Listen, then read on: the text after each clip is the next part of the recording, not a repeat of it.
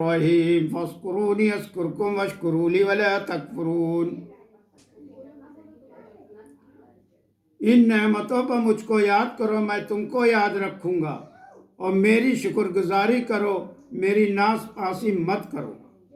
یہ اس کا ترجمہ ہے۔ ذکر اس کی تفسیر ہے، ذکر و شکر کا حکم یہاں تک حق تعالیٰ کی بڑی بڑی نعمتوں مثلا کعبے کا قبلہ مقرر ہونا، اور اس وجہ سے حضرت ابراہیم علیہ السلام سے خاص تعلق ہونا، پھر ایسے عظیم الشان رسول کی امت اور تابع ہونا، اس لیے ان نعمتوں کے ذکر کے بعد حق تعالیٰ اپنی نعمتوں کے یاد کرنے اور ان پر شکر گزار ہونے، ناشکری نہ کرنے کا حکم فرماتے ہیں۔ چنانچہ ارشاد ہوتا ہے فاذکرونی اذکرکم واشکروا لی ولا تکفرون۔ یہاں اس آیت میں حق تعالیٰ امت مسلمہ کو 3 باتوں کا حکم دے رہے ہیں۔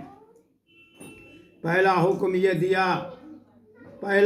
یہ دیا گیا کہ منعم حقیقی اللہ تبارک تعالیٰ کو ہر دم یاد رکھو، اور اللہ کو یاد رکھنے کا مطلب یہ ہے کہ انسان اس کی بتائی ہوئی راہ پر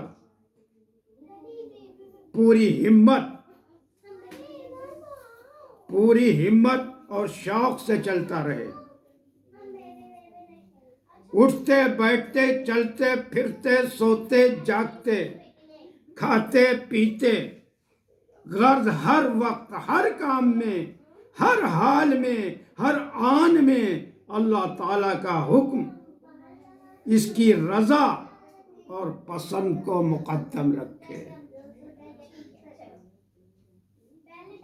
دوسرا حکم امت مسلمہ کو یہ دیا جا رہا ہے کہ میری نعمتوں کا شکر ادا کرتے رہو، اور شکر کی بہترین شکل یہ ہے کہ اللہ کی دی ہوئی نعمتوں کو اسی کے حکم کے مطابق اس کے رضا کے کاموں میں لگایا جائے۔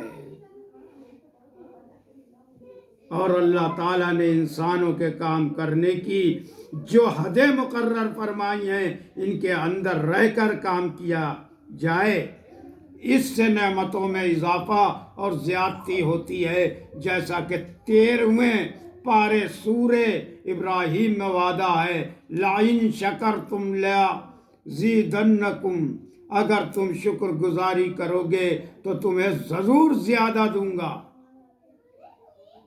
اور اسی اضافہ اور زیادتی کو برکت بھی کہتے ہیں۔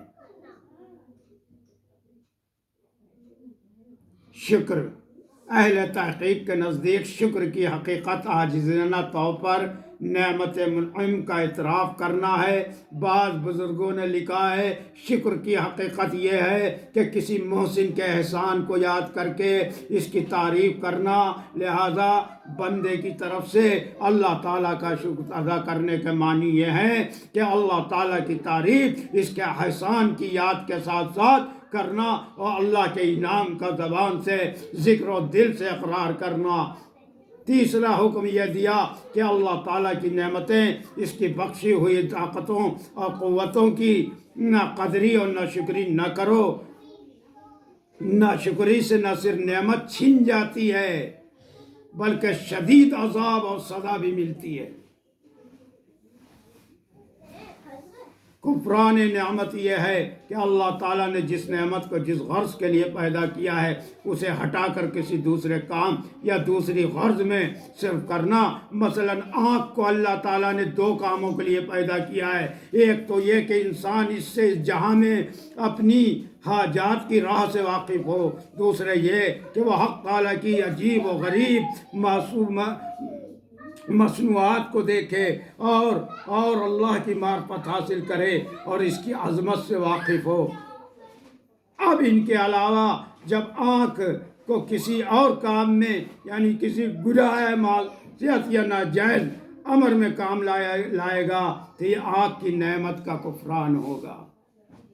سوچ لیجئے، غور کر لیجئے اپنے اوپر، تو خود ہی شکایت مٹ جائے گی کہ بھکمری کیوں ہے، تکلیف اور پریشانیاں کیوں ہیں، عذاب کیوں آ رہے ہیں، سب پتہ چل جائے گا۔ کوئی ذمہ دار نہیں، ہمارے اعمال، ہم ذمہ دار ہیں۔